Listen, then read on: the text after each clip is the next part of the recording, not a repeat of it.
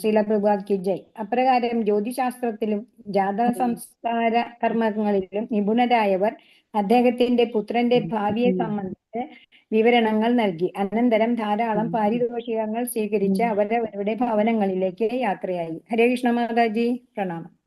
ഹരേ കൃഷ്ണ മാതാജി, പ്രണാമം മാതാജി. ഇനി തുടങ്ങാമല്ലോ മാതാജി. ഹരേ കൃഷ്ണ. തുടങ്ങും. ഹരേ കൃഷ്ണ. ഓം നമോ ഭഗവതേ വാസുദേവായ. ഓം നമോ ഭഗവതേ വാസുദേവായ. ഓം നമോ ഭഗവതേ വാസുദേവായ. നാരായണം നമസ്കൃത്യം നരം ചൈവ നരോത്തമം ദേവീം സരസ്വതിം വ്യാസം തതോ ജയമുദീരയേ. നഷ്ടപ്രായേഷ ഭദ്രേഷു നിത്യം ഭാഗവത സേവയാ ഭഗവതി ഉത്തമ ശ്ലോകേ ഭക്തിർഭവതി നൈഷ്ഠികേ. മൂകം കരോതി വാചാലം ഭംഗം ലംഘയതേ ഗിരിം യത്കൃപാതമഹം വന്ദേ ശ്രീഗുരും ദീനതാരിണം ശ്രീചൈതന്യമീശ്വരം പരമാനന്ദമാധവം. ഓമജ്ഞാനതിമിരം ദൃശ്യ ജ്ഞാനാഞ്ജനശലാകയാ ചക്ഷുരുന്മീലിതം യേന തസ്മൈ ശ്രീഗുരവേ നമഃ. ശ്രീചൈതന്യമനോഭീഷ്ടം സ്ഥാപിതം യേന ഭൂതലെ സ്വയം രൂപകഥാ മഹ്യം ദദാതി സ്വപദാന്തികം. നമോ ഓം വിഷ്ണുപാദായ കൃഷ്ണപ്രേഷ്ഠായ ഭൂതലെ ശ്രീമതേ ജയപതാക സ്വാമിനിധി നാമിനേ നമാചാര്യപാദായ നിധായ കൃപപ്രദായിനേ ഗൗരകഥാധാമതായ നഗരഗ്രാമതാരിണേ. നമോ ഓം വിഷ്ണുപാദായ കൃഷ്ണപ്രേഷ്ഠായ ഭൂതലെ ശ്രീമതേ ഭക്തിവേദാന്ത സ്വാമിനിധി നാമിനേ നമസ്തേ സരസ്വതീ ദേവേ ഗൗരവാണി പ്രചാരിണേ നിർവിശേഷ ശൂന്യവാദി പാശ്ചാത്യദേശതാരിണി. ജയ ശ്രീകൃഷ്ണ ചൈതന്യ പ്രഭു നിത്യാനന്ദ ശ്രീ അദ്വൈത ഗദാധര ശ്രീവാസാദി ഗൗര ഭക്തവൃന്ദ. ഹരേ കൃഷ്ണ കൃഷ്ണ കൃഷ്ണ ഹരേ ഹരേ.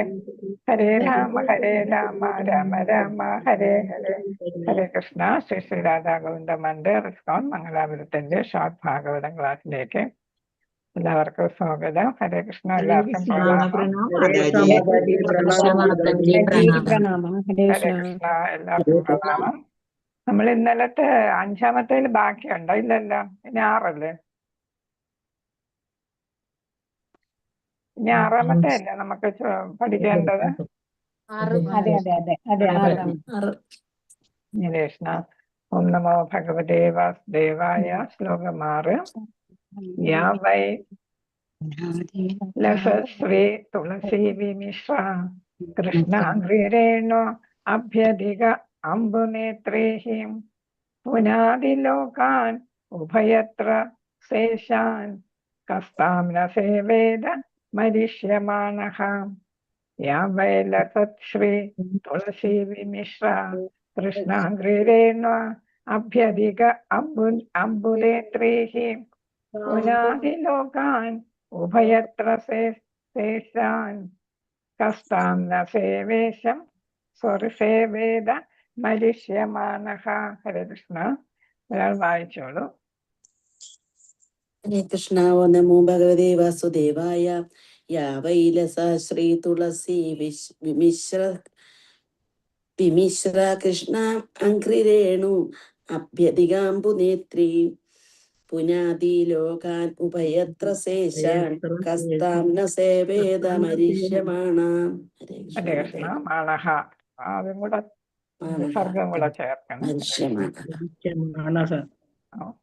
പദാനുപദാർത്ഥം. ശ്രീല പ്രഭുപാദർ കി ജയ്. യാ ഏത് നദിയാണോ, വൈ എപ്പോഴും, ലസത്ത് ഒഴുകി നടക്കുന്നത്, ശ്രീ തുളസി ദളങ്ങളാൽ, വിമിശ്ര സമ്മിശ്രമായി, കൃഷ്ണ അംഘ്രി ശ്രീകൃഷ്ണ ഭഗവാന്റെ പാതാരവിന്ദങ്ങൾ, രേണു ധൂളി, അഭ്യധിക മംഗളകരമായ, അമ്പു ജലം, നേത്രി വഹിച്ചു കൊണ്ടുപോകുന്നത്, പുനാദി പരിശുദ്ധമാക്കുന്നു, ലോകങ്ങളെ, ഉഭയത്ര മുകളിലും താഴേക്കുമായി അല്ലെങ്കിൽ അകത്തും പുറത്തുമായി, സ ഈശാൻ ശിവനോടൊപ്പം, കഹ ഒരാളൊഴിയാതെ എല്ലാവരും, താം ആ നദി, ന അരുത്, സേവേദ ആരാധന, മരിഷ്യമാണഹ ഏത് നിമിഷവും മരണപ്പെടാവുന്ന ഒരുവൻ.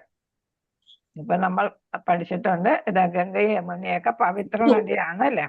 അപ്പൊ ആ പവിത്ര നദികളുടെ പ്രത്യേകതയാണ് ഇവിടെ പറയുന്നത്. പ്രത്യേകിച്ച് യമുന നദിയെ കുറിച്ച് പറയുമ്പോൾ എന്താണ്, ആ ഭഗവാന്റെ പാദധൂളികൾ പാദധൂളി, ആരാണ്? പാദധൂളി. ഗംഗാ നദിയാണ് അല്ലെ. ഗംഗാനദി. തുളസീദളങ്ങളും പാദധൂളികളും തുളസീദളങ്ങളും വഹിച്ചുകൊണ്ട് വരുന്നത് ഏതാണ്? ഗംഗാ നദിയാണ്. ഗംഗാനദി. അതേസമയം ഭഗവാനുമായിട്ട് കൂടുതൽ ബന്ധപ്പെട്ട് വരുന്നത് ഗംഗാ നദിയേക്കാൾ കൂടുതൽ യമുനാ നദിയാണ് അല്ലേ, കുഞ്ഞുനാൾ മുതൽ. പിന്നെ ഗംഗാ നദിക്ക് വേറെ പ്രത്യേകത എന്താണ്? ഭഗവാൻ ആരാണ്?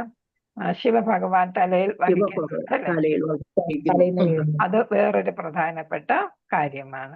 പിന്നെ അങ്ങനെ വേറെ എന്താ പറയുന്നത്? ത്രിലോകങ്ങളെയും, അതായത് 3 ലോകങ്ങളെയും അല്ലെ, ഉന്നത ലോകങ്ങൾ, ഭൂമി, പിന്നെ എന്താണ് അധോലോകങ്ങൾ, അവയെല്ലാം ബാഹ്യമായും ആന്തരികമായും എന്ത് പവിത്രമാക്കുന്നു.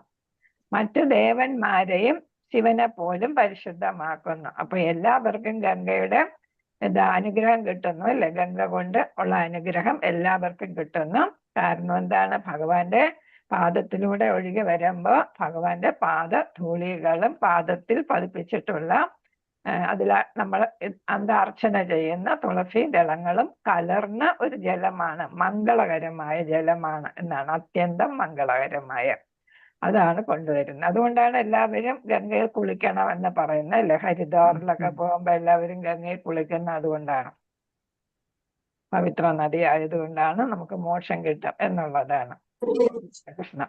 അപ്പൊ അതാണ് ഇവിടെ പറയുന്നത്. തൽഫലമായി മരണപ്പെടാൻ വിധിക്കപ്പെട്ട ഏവരും തീർച്ചയായും ഈ നദിയെ അഭയം പ്രാപിക്കേണ്ടതാണ്. പോകുമ്പോ എല്ലാവരും ഗംഗാജലം കൂടെ എടുത്തിട്ട് വരും അല്ലെ. മരണാസന്നരായി കിടക്കുന്നവർക്ക് ഗംഗാജലം കൊടുക്കാറുണ്ട് അല്ലെ.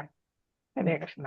7 ദിനങ്ങൾക്കകം ഭാവാർത്ഥം ശീലപ്രഭാതർക്ക് ജയം മരണപ്പെടുമെന്ന വാർത്ത ശ്രവിച്ച പരീക്ഷിത്ത് മഹാരാജാവ് ഉടൻ തന്നെ കുടുംബ ജീവിതത്തിൽ നിന്നും വിരമിക്കുകയും പുണ്യനദിയായ ഗംഗാ തീരത്തേക്ക് സ്വയം നീങ്ങുകയും ചെയ്തു. അപ്പൊ എന്താണ്? പാണ്ഡവർ മഹാപ്രസ്ഥാനത്തിന് പോയത് അന്ന് മുതൽ ആരാണ്? പരീക്ഷിത്ത് മഹാരാജാവ് ശരിയായിട്ടുള്ള ഒരു ഭരണകർത്താവായിട്ട് അല്ലെ 3 ലോകങ്ങളെയും ഭരിക്കുന്നു അല്ലെ. എല്ലാ ലോകങ്ങളെയും, പ്രപഞ്ചം മൊത്തം എന്നാണ് പറയുന്നത് അല്ലെ. അപ്പൊ എല്ലാ ലോകത്തിന്റെയും ചക്രവർത്തിയായിട്ട് അദ്ദേഹം വാഴുകയാണ്. എല്ലാവർക്കും ഇഷ്ടപ്പെട്ട രീതിയിലുള്ള ഭരണം കാഴ്ചവെച്ച് എല്ലാ ജനങ്ങൾക്കും സന്തോഷവും സമാധാനവും ആധ്യാത്മികമായിട്ട് ഉയരാൻ അവരെ സഹായിക്കുകയൊക്കെ ചെയ്തുകൊണ്ടാണ് ഭരണം വഹിച്ചിരുന്നത്. അദ്ദേഹം എന്താണ്? കുടുംബത്തെയും ഉപേക്ഷിച്ചു അല്ലെ. കുടുംബ ഭാര്യയെയും മക്കളെയും സമ്പത്തിനെയും രാജ്യത്തെയും എല്ലാം ഉപേക്ഷിച്ചു. അതാണ് പരിത്യാഗം. ഭയങ്കരമായിട്ടുള്ള ഗ്രേറ്റ് റിനൗൺസിയേഷൻ എന്ന് പറയുന്നത് നമുക്കല്ലേ. ഏറ്റവും വലിയ ത്യാഗമാണ് ആ ചെയ്യുന്നത്. നമുക്കാണെങ്കിൽ അതൊന്നും പറ്റത്തില്ല അല്ലേ.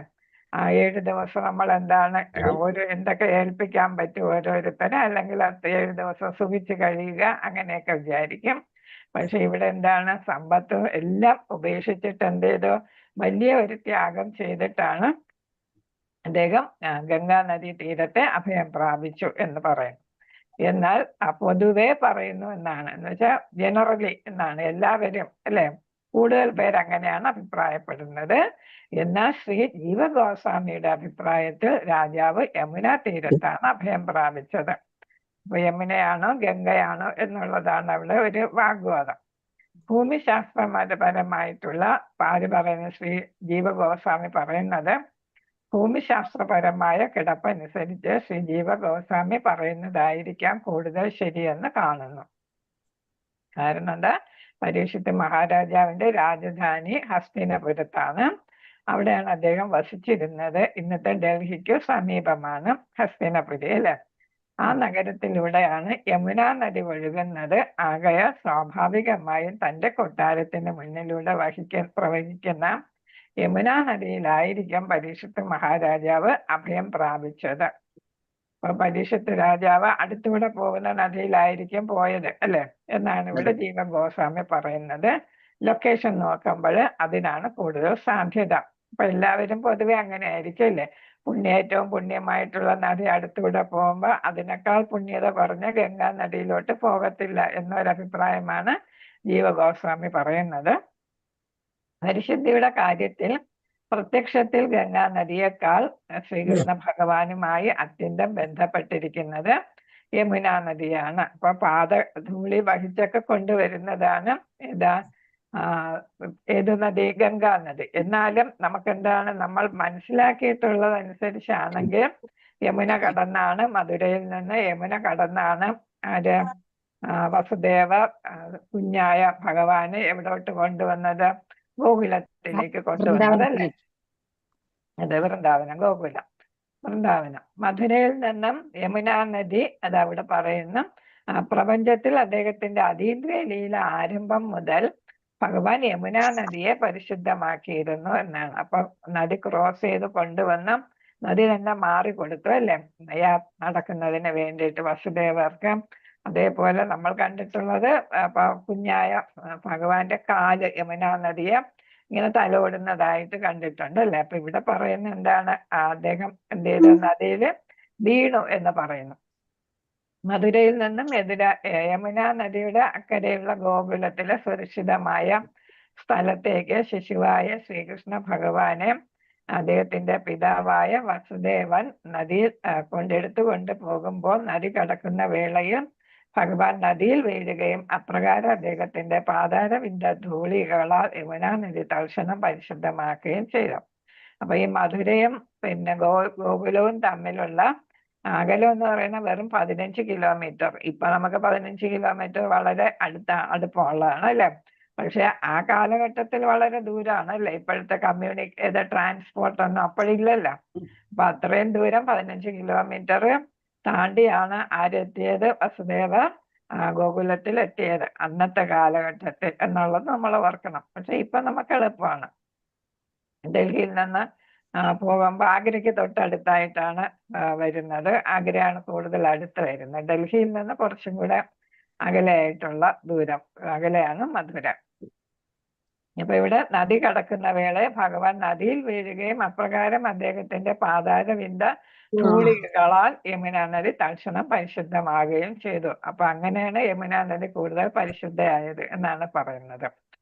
ശ്രീകൃഷ്ണ ഭഗവാന്റെ പാതാരവിന്ദ ധൂളികളും തുളസി ദളങ്ങളും കലർന്ന ജലം വഹിച്ചുകൊണ്ട് മനോഹരമായി ഒഴുകുന്ന ആ വിശിഷ്ടമായ യമുന നദിയെ പരീക്ഷിത്ത് മഹാരാജ അഭയം പ്രാപിച്ചുവെന്ന് ഇതിൽ എടുത്തു പറഞ്ഞിരിക്കുന്നു. ആരാണ് പറഞ്ഞിരിക്കുന്നത്? ശ്രീല ജീവഗോസ്വാമി അല്ലെ? ഷഡ്ഗോസ്വാമിമാരില് ഒരാളാണ് അല്ല? അവരൊക്കെ ഷഡ്ഗോസ്വാമിമാരാണ് എന്ത് ചെയ്തത്? ഈ സ്ഥലങ്ങളെല്ലാം കണ്ടുപിടിച്ചതല്ലേ? കാടുപിടിച്ച് സ്ഥലങ്ങളെല്ലാം കണ്ടുപിടിച്ചതെല്ലാം ഷഡ്ഗോസ്വാമിമാരാണ്. അതിലൊരു പ്രധാനിയാണ് ജീവഗോസ്വാമി. രൂപഗോസ്വാമിയുടെയും സനാതന ഗോസ്വാമിയുടെയും സഹോദരന്റെ മകനായിട്ടാണ് ജീവഗോസ്വാമി വരുന്നത്. ശ്രീകൃഷ്ണ ഭഗവാന്റെ പാദകമലങ്ങളാകെ തുളസി ദളങ്ങൾ സദാ വാരി പൂശിയിരിക്കുന്നു. ആകയാൽ അദ്ദേഹത്തിന്റെ പാതാരവിന്ദങ്ങൾ യമുന നദിയിലൂടെയും ഗംഗാ നദിയിലൂടെയും ജലവുമായി സമ്പർക്കത്തിലേർപ്പെടുമ്പോൾ ആ നദികൾ തൽക്ഷണം പരിശുദ്ധമായി തീരുന്നു. അപ്പൊ ഗംഗ ഒറിജിനേറ്റ് ചെയ്യുന്ന അവിടെ നിന്നാകുമ്പം ഭഗവാന്റെ പാദകമലങ്ങളില് തുളസി ദളവും കൂടെ വഹിച്ചു കൊണ്ടുവരുന്നുണ്ട് അല്ലെ? ധൂളിയും അതേപോലെ തന്നെ തുളസി ദളം. അങ്ങനെ ഗംഗാ നദി പവിത്രമാകുന്നു. പിന്നെ ഏതാണ്? മധുരയിൽ നിന്ന് ഗോകുലത്തേക്ക് വന്ന വഴിക്ക് എന്ത് ചെയ്യുന്നു? അതില് വീണു, യമുന നദിയിൽ വീണു എന്നാണ് പറയുന്നത്. അങ്ങനെ യമുന നദിയും പവിത്രമായി എന്നാണ്. എങ്കിലും ഭഗവാന്റെ പാദസ്പർശം ഗംഗാ നദിയേക്കാൾ അധികം യമുന നദിക്കാണ് സിദ്ധിച്ചത് എന്നാണ് വീണപ്പോ അല്ലെ? വരാഹ പുരാണത്തെ ആധികാരികമായി ശ്രീല ജീവഗോസ്വാമി ഇപ്രകാരം ഉദ്ധരിക്കുന്ന യമുന നദീജലവും ഗംഗാ നദീജലവും തമ്മിൽ ഏതൊരു വ്യത്യാസവുമില്ല.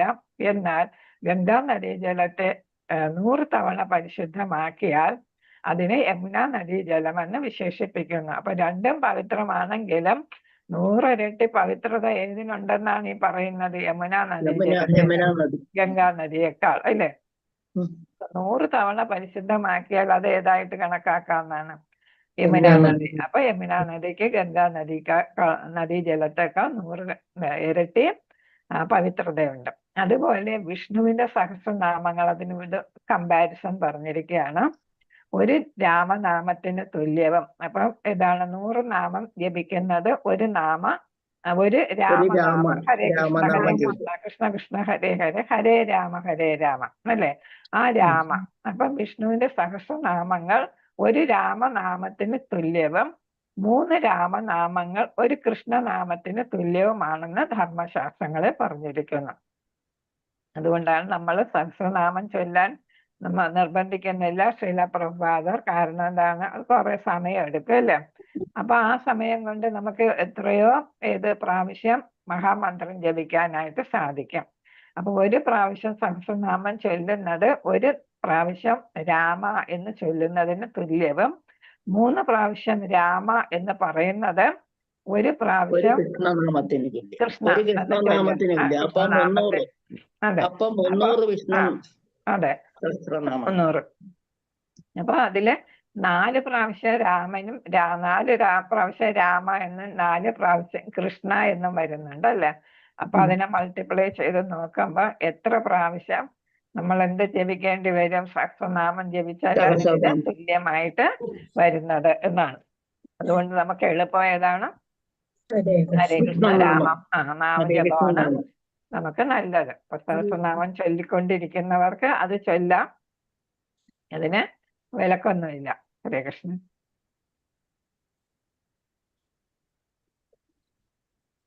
ശ്ലോകം 7. ഞാൻ കൂടുതൽ കിടക്കുന്നുണ്ടാണ് ചുമ വരും. കുറയ്ക്കാൻ മറന്നുപോയി.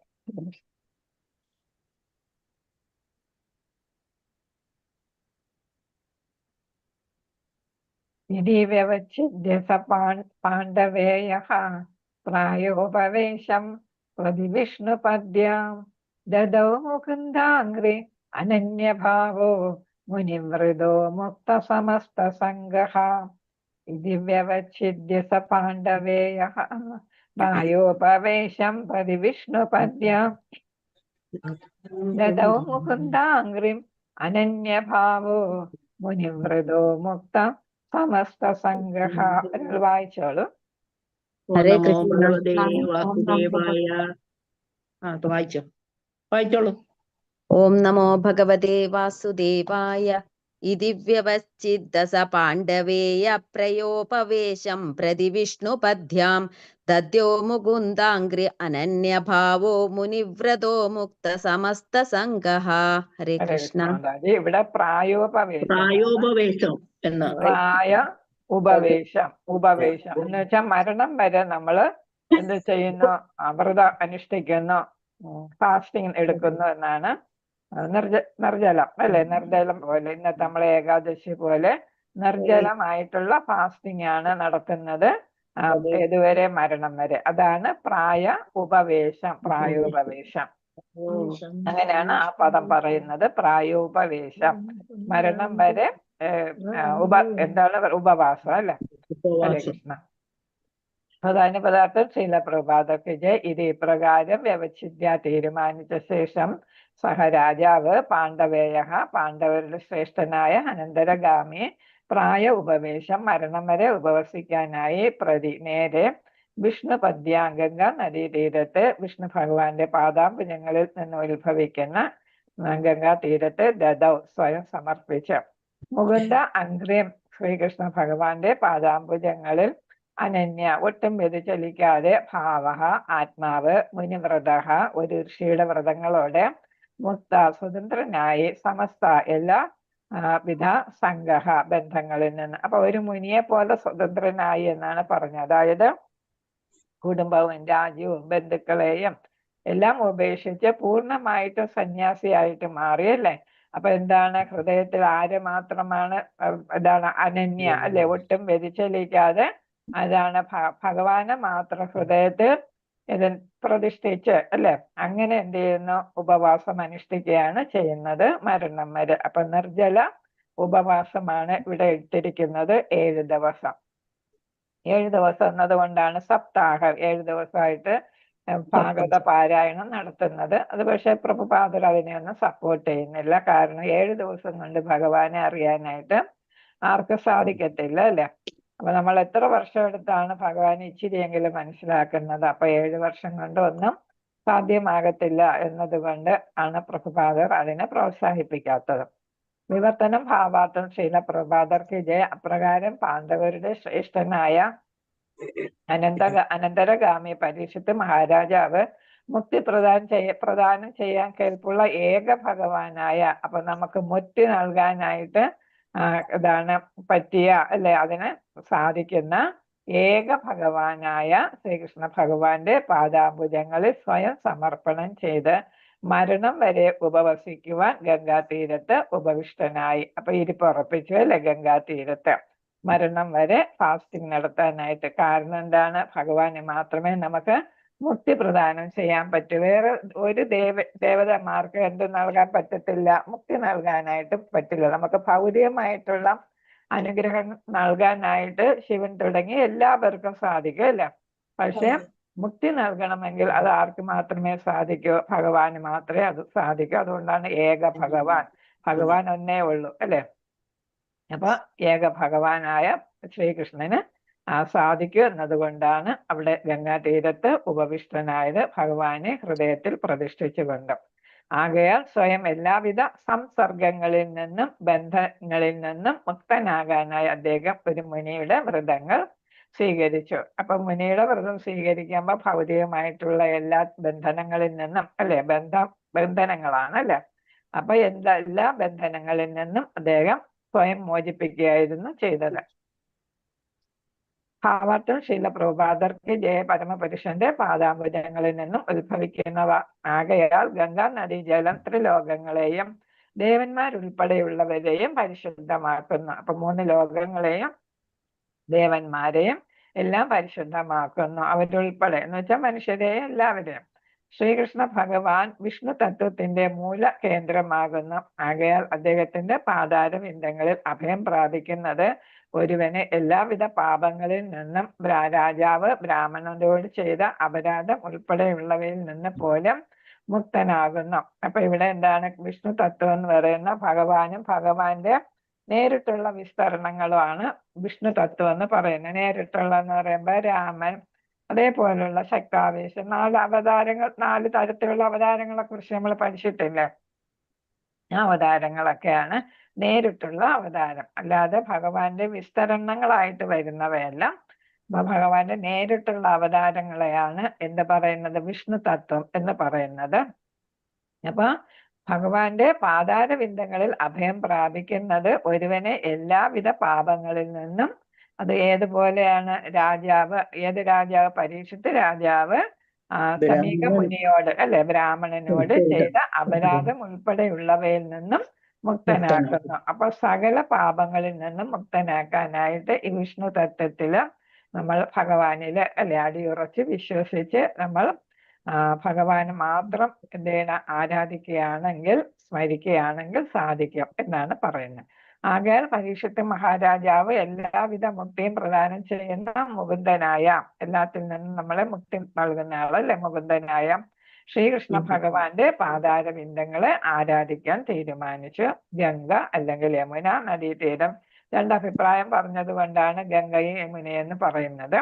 ഭഗവാനെ നിരന്തരം സ്മരിക്കാനുള്ള അവസരം ഒരുവന് നൽകുന്നു. അപ്പൊ പരിശുദ്ധ നദിയുടെ തീരത്താകുമ്പോൾ നമുക്കെന്താണ്? നമ്മൾ സ്വയം പരിശുദ്ധമാകുന്നു. അപ്പൊ നമുക്ക് ഭഗവാനെ പരമദിവ്യോത്തമ പുരുഷനെ ഹൃദയത്തിൽ സ്ഥാപിക്കാനും സ്മരിക്കാനും നമുക്ക് സാധ്യമാകുന്നു. അപ്പൊ നമ്മുടെ ചുറ്റുപാട് നല്ലതാണ്. പരീക്ഷിത്ത് മഹാരാജാവ് സ്വയം എല്ലാവിധ ഭൗതിക ബന്ധങ്ങളിൽ നിന്നും സ്വതന്ത്രനാകുകയും ശ്രീകൃഷ്ണ ഭഗവാന്റെ പാദകമലങ്ങളിൽ ധ്യാന നിരതനാകുകയും ചെയ്തു. അപ്പൊ എന്താണ്? ഭൗതികമായിട്ടുള്ള എല്ലാത്തിൽ നിന്നും അദ്ദേഹം എന്ത് ചെയ്തു? മോചനം നേടി ഭഗവാനിൽ മാത്രം ശ്രദ്ധ കേന്ദ്രീകരിച്ചു. പരിത്രാണത്തിനുള്ള മാർഗം അഥവാ മോക്ഷമാർഗം, പരിത്രാണായ സാധുവിന നമ്മൾ പഠിച്ചതാണ് അല്ലെ.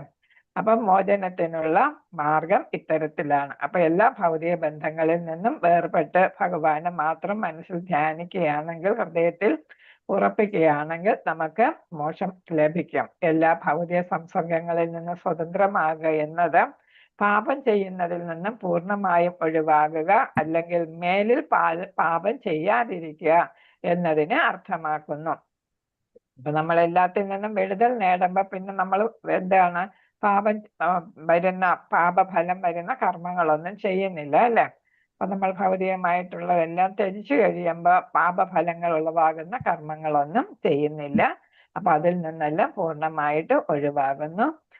ഭഗവത് പാതാരവിന്ദങ്ങളെ ആരാധിക്കുക എന്നാൽ എല്ലാവിധ പൂർവ പാപ കർമ്മഫലങ്ങളിൽ നിന്ന് മുക്തനായി തീരുക എന്നാണ് അർത്ഥമാക്കുന്നത്. അപ്പൊ എന്താണ് ഭൗതികമായിട്ടുള്ള അതിൽ നിന്ന് സ്വതന്ത്രമാകുക എന്ന് പറയുമ്പം ഇനി പാപം ചെയ്യുന്നില്ല, ഇപ്പൊ ചെയ്യുന്നില്ല, ഇനി ഒട്ടും ചെയ്യുകയുമില്ല. പാതാരവിന്ദങ്ങളെ ആരാധിക്കുക എന്ന് പറയുമ്പോൾ എന്താണ്? എല്ലാവിധ പൂർവ്വ പാപ കർമ്മ ഫലങ്ങളിൽ നിന്നും മുക്തനായി തീരുക. അപ്പൊ ഭഗവാനെ നമ്മൾ എന്താണ് ആരാധിക്കുകയാണെങ്കിൽ, ഭഗവാന്റെ പാതാരവിന്ദങ്ങളെ നമ്മൾ ആരാധിക്കുകയാണെങ്കിൽ നമ്മൾ ഇത് സ്വരുക്കൂട്ടിയിട്ടുള്ള എല്ലാ പാപഫലങ്ങളിൽ നിന്നും മുക്തനാകാനായിട്ട് നമുക്ക് സാധിക്കും. ഒരുവൻ, അതിനാണ് ഹരേ കൃഷ്ണ മഹാമന്ത്രം ജപിക്കാൻ പറയുന്നത്. ഒരുവൻ മനഃപൂർവ്വമോ അല്ലാതെയോ പാപം ചെയ്തു പോകുന്ന വിധത്തിലാണ് ഭൗതിക ലോകം വ്യവസ്ഥ ചെയ്യപ്പെട്ടിരിക്കുന്നത്. ഞാൻ പറഞ്ഞു, ബ്രഹ്മാവ് ആദ്യം നെഗറ്റീവ് ആയിട്ടുള്ള 5 കാര്യങ്ങളെയാണ് സൃഷ്ടിച്ചത്. അതിൽ ഒരു പ്രധാനമായിട്ട് അജ്ഞത, അങ്ങനെയുള്ള കാര്യങ്ങളെയൊക്കെ സൃഷ്ടിച്ചു. അങ്ങനെയുള്ള ഭൗതിക ലോകത്താണ് ആര് വരുന്നത്? സൃഷ്ടികൾ കർമ്മമൊക്കെ നടത്തിയത്. അപ്പൊ നമുക്കെന്താണ്? ത്രിവിധ ക്ലേശങ്ങളിലും പിന്നെ ഏതാണ് ത്രിഗുണങ്ങളിലും പെട്ട് പലതരത്തിലുള്ള പാപങ്ങൾ ചെയ്യാം. അങ്ങനെയാണ് ഭൗതിക ലോകം. അതിന് ഉത്തമ ദൃഷ്ടാന്തം സർവസമ്മതനും നിരപരാധിയും ധർമ്മിഷ്ഠനും ധർമ്മശീലനും മഹാഭഗവത് ഭക്തനുമായ പരീക്ഷിത്ത് മഹാരാജാവ് ആകുന്നു. ഇവിടെ എന്താണ്? ഒരു ഭൗതികമായിട്ടുള്ള ഏതാണ് കർമ്മങ്ങളും ചെയ്യാതെ ഭഗവാനെ മാത്രം, പാതാരവിന്ദങ്ങളെ മാത്രം എന്ത് ചെയ്യുന്ന ആരാധിക്കുന്നതില് ആരാണ്? അതിന്റെ ദൃഷ്ടാന്തമാണ് ഈ പറഞ്ഞിരിക്കുന്നത്. നിരപരാധി, ധർമ്മിഷ്ഠൻ, സർവസമ്മതൻ, ധർമ്മശീലൻ, ഭഗവത് ഭക്തൻ, മഹാഭഗവത് ഭക്തൻ അല്ലെ. അദ്ദേഹം അത്തരമൊരു പാപം ചെയ്യാൻ ഒരിക്കലും ആഗ്രഹിച്ചില്ലെങ്കിൽ തന്നെയും അദ്ദേഹം പാപത്തിന് ഇരയായി തീർന്നു. അപ്പൊ ഇത്രയും ഗുണങ്ങൾ ഉള്ള അദ്ദേഹം എന്താണ്? അറിയാതെ എന്ത് ചെയ്തു?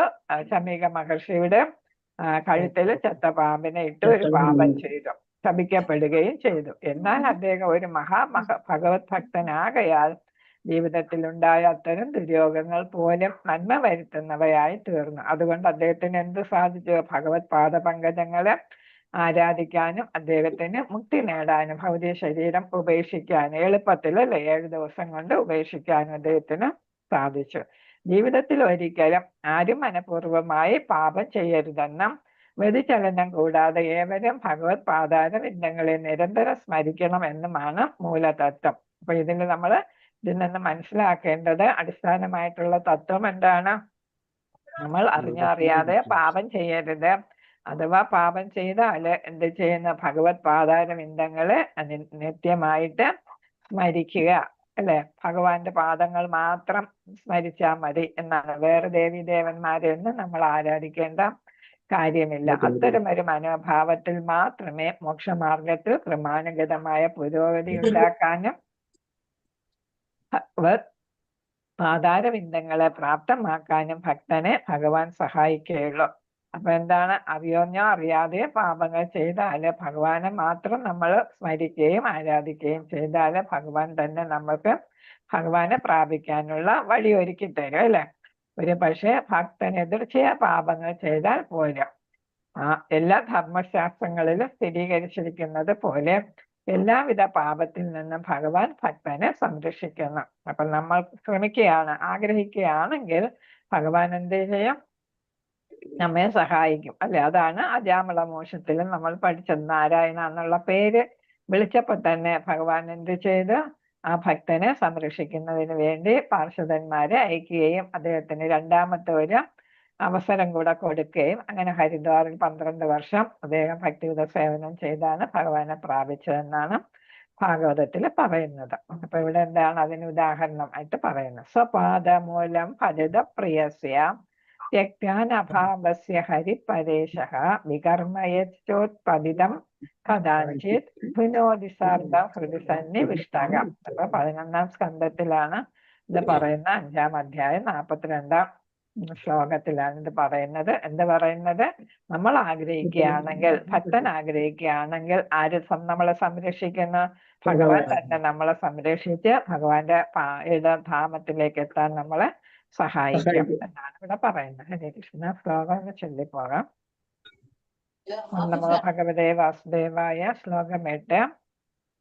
തത്ര ഉപജഗ്മുർഭുവനം പുനാന തത്രോപജഗ്മുർഭുവനം പുനാന മഹാനുഭാവാ മുനയഃ സശിഷ്യ പ്രായേണ തീർത്ഥാഭിഗമാപദേശേ സ്വഹി തീർത്ഥാനി പുനന്തി സന്തഃ. അപ്പൊ ഇവിടെ തീർത്ഥ അഭിഗമ അപദേശ എന്നാണ്. തീർത്ഥ അഭിഗമ അപദേശ എന്നാണ് ഇത് പിരിച്ചു വരുന്നത്. പ്രായേണ തീർത്ഥ അഭിഗമ അപദേശ എന്നാണ് ഇവിടെ പിരിച്ചു വരുന്നത്. അത്രൂപജഗ്മോർ ഭുവനം പുനാനാം മഹാനുഭാവ മുനയ സശിഷ്യ പ്രായേണ തീർത്ഥാഭിഗമാപദേശേ സ്വയം ഹി തീർത്ഥാനി പുനന്തി സന്തതഃ. വായിച്ചോളാരെങ്കിലും. ഹരേ കൃഷ്ണ. ഓം നമോ ഭഗവതേ വാസുദേവായ. തത്രോപജഗ്മുർഭുവനം പുനാന മഹാനുഭാവ മുനയ ശിഷ്യാഃ പ്രായേണ തീർത്ഥാഭിഗമാപദേശൈ സ്വയം ഹി തീർത്ഥാനി പുനന്തി സന്തഃ. ഹരേ കൃഷ്ണ മാതാജി. പ്രധാന പദാർത്ഥം തത്ര അവിടെ ഉപജഗ്മോ എത്തിച്ചേർന്നു ഭുവനം പുനാനാഹ പരിശുദ്ധമാക്കാൻ കഴിയുന്നവർ മഹാ അനുഭാവാഹ മഹത്തുക്കൾ മുനയഹ ചിന്തകന്മാർ സശിഷ്യ അവരുടെ ശിഷ്യന്മാരോടൊപ്പം പ്രായേണ മിക്കവാറും എല്ലാം തീർത്ഥാടന കേന്ദ്രം അഭിഗമ സഞ്ചരിക്കുക അപദേശേ വാദത്തോടെ സ്വയം ഹി തീർച്ചയായും തീർത്ഥാനി എല്ലാ തീർത്ഥാടന കേന്ദ്രങ്ങളും പുനന്തി പരിശുദ്ധമാക്കുക സന്തഹ മുനിമാർ. അപ്പൊ ഇവിടെ പറയുന്നത് ഗംഗാ തീരത്ത് പരീക്ഷിത്ത് മഹാരാജാവ് എന്ത് ചെയ്യാനായിട്ട് എത്തിച്ചേർന്ന് മരണം വരെ ഉപവാസം അനുഷ്ഠിച്ച് ഭഗവാനെ സ്മരിച്ച് ഭൗതിക ശരീരം ഉപേക്ഷിക്കാൻ എത്തിയപ്പോ ഈ വാർത്ത എല്ലായിടത്തും പരന്നു.